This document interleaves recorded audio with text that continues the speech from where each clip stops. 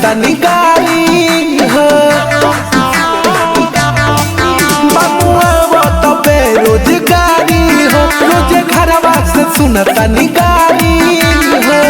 ऐसे अच्छा सस्ता लहंगा भइल बा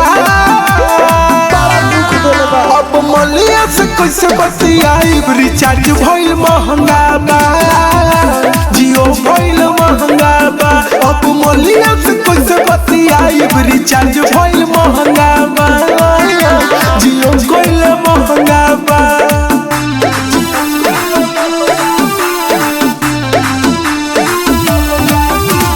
Music by Ritesh Singh. पहले फ्री में करावत रहे बात हो अनलिमिटेड दिन रात हो पहले फ्री में करावत रहे बात हो अनलिमिटेड दिन रात हो पैसे के खाली फिक्रिया धइल बा भाई अब मलिया से कैसे बतियाई रिचार्ज भइल महंगा बा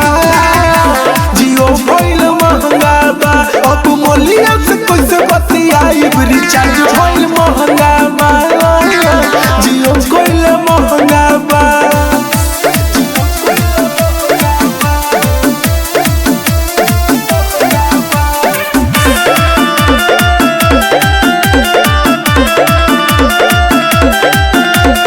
ऑफर निकलस हो अब बड़ भारी फेरा में डलस हो पहले